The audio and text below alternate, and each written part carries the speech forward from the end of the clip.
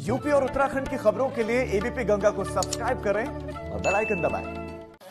अब बात राज्यसभा चुनावों की। राज्यसभा चुनाव के लिए बीजेपी की लिस्ट फाइनल हो गई है और बीजेपी ने अपने 8 उम्मीदवारों की सूची जारी कर दी है। यूपी से 8 नामों पर मुहर लग गई है, जिसमें केंद्रीय मंत्री हरदीप पुरी राज्यसभा उम्मीदवार हैं, अरुण सिंह और नीरज शेखर राज्यसभा के उम्मीदवार हैं, पूर्व डीजीपी बृजलाल भी इसमें शामिल हैं। ये वो चेहरे हैं जो बने हैं उम्मीदवार। हम आपको तस्वीरें दिखा रहे हैं इनकी, यही है। अब हरिद्वार दुबे का नाम भी इसमें शामिल है, पूर्व विधायक सीमा द्विवेदी का नाम भी इसमें शामिल है, राज्य मंत्री बीएल वर्मा का भी नाम इसमें है, वो भी राज्य सभा जाएंगे। तो ये वो नाम है।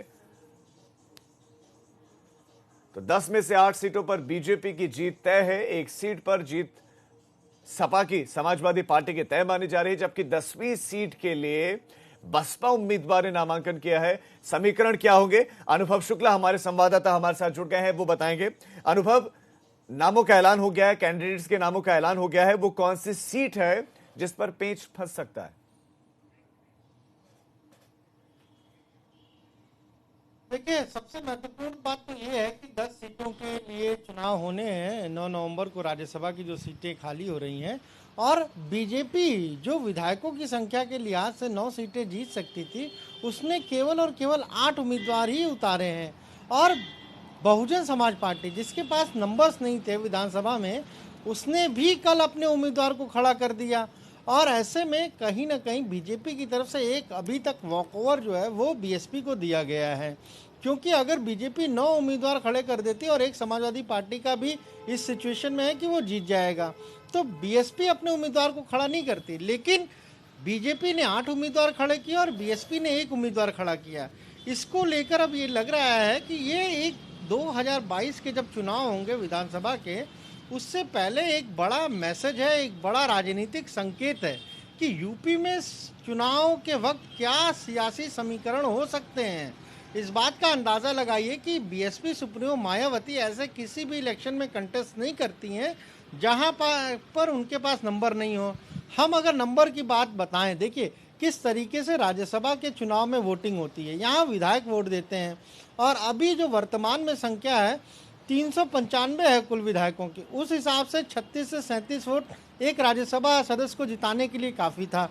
इस हिसाब से अगर बीजेपी तैयारी करती तो 9 सीटें जिता लेती, कुछ नंबर कम पड़ते, 8 तो आसानी से जीत जाते। 9 के लिए उनके पास 11 विधायक होते और बाकी उनके पास बीएसपी के बागी हैं, कांग्रेस के बागी हैं, इसी तरीके से जो और पार्टियां हैं उसके भी कुछ लोग उनके संपर्क में, तो उनका वोट लेकर वो आसानी से जीत सकते थे। पर उन्होंने ऐसा नहीं किया, केवल 8 उम्मीदवारों के नाम अनाउंस किए। समाजवादी पार्टी का 1 उम्मीदवार हो गया, 1 बीएसपी का उम्मीदवार हो गया। कुल 10 सीटों पर 10 उम्मीदवार जब होंगे तो चुनाव की नौबत नहीं आएगी, यानी सभी 10 उम्मीदवार निर्विरोध निर्वाचित हो जाएंगे। एक तो महत्वपूर्ण चीज ये है। लेकिन राजीव, एक बात जरूर दर्शकों को बताएंगे, क्योंकि पिछले 3-4 वर्षों का अगर इतिहास को हम देखें तो बीजेपी ने चौंकाया है। चौंकाया कैसे है? जब आखिरी दिन होता है और बिल्कुल नामांकन का एकदम समय करीब आता है, दोपहर 3 बजे से आधे घंटे पहले एक उम्मीदवार आता है, बीजेपी ये कहती है कि ये हमारा समर्थित उम्मीदवार है, यानी ये हमारा घोषित कैंडिडेट नहीं है, ये हमारा समर्थित उम्मीदवार है।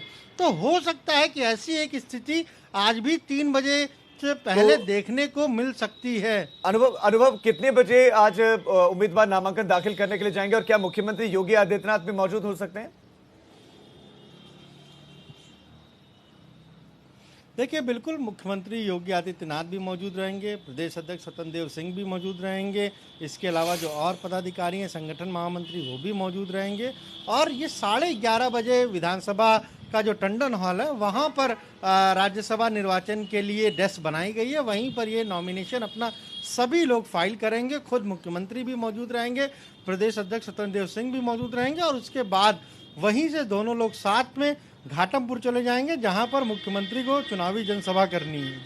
जी अनुभव, आपका इस तमाम जानकारी के लिए बहुत शुक्रिया। तो 8 सीटों पर बीजेपी ने अपना प्रत्याशी, अपना जो कैंडिडेट है वो उतारा है, जबकि 1 पर बसपा ने उतारा है, तो 1 पर समाजवादी पार्टी की जीत तय मानी जा रही है।